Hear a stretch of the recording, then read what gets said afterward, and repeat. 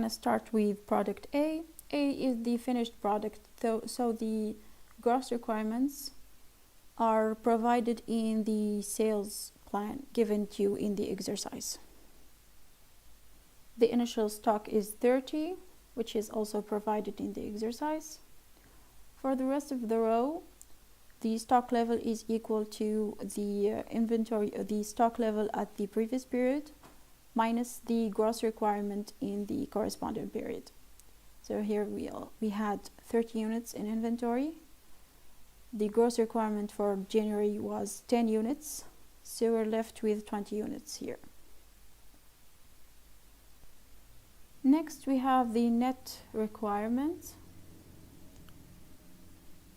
which is the quantity effectively required at the beginning of the period.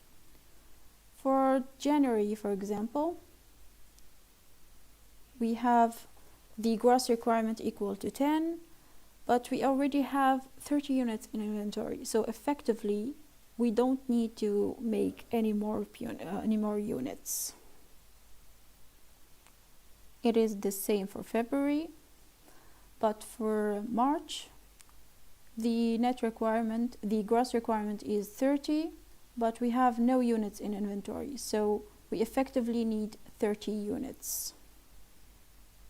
Okay, now we go to the last row, product order releases, which is the point of the exercise.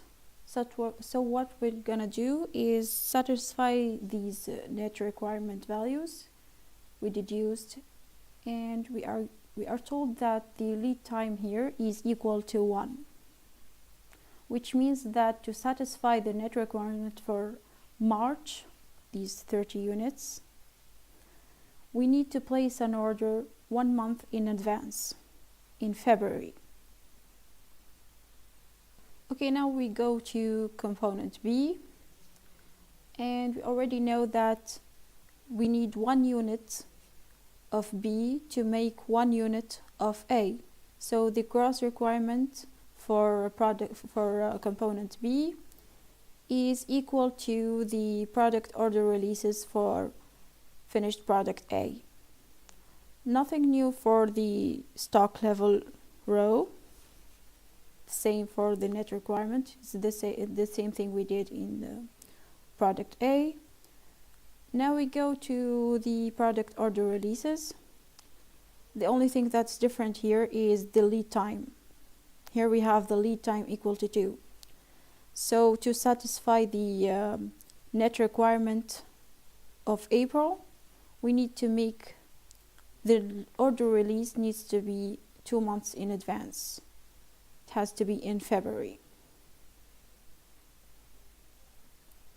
Nothing out of the ordinary for C and D. It has the same logic. Now we go for the last question. It says determine the purchasing orders for components E and F. So components E and F are not made in the company's workshop. They're actually purchased. So the computations isn't that different from what we've seen for the other components. But here we have order receipts and order releases. Order receipts is the number of units we expect or we plan to have, and the order releases, of course, is the quantity we're going to order. Okay, so for product E, we have the gross requirements, which are deduced the same as I explained for the other products. We need 1 unit of E to make 1 unit of B, and 1 unit of E to make 1 unit of C. So the gross requirement is equal to 1 times the product order releases of B plus the order releases for C. Same thing for stock, nothing new here. Net requirement, it's the same. same logic we followed the last time. So here we need 150, but we already have 10 units left from the previous period in inventory. So effectively we need 140 units. And we have the order receipts equal to the net requirement, which makes sense. We plan to receive as much units as we effectively need. Now to the order releases, again we look at the lead time. It is 2.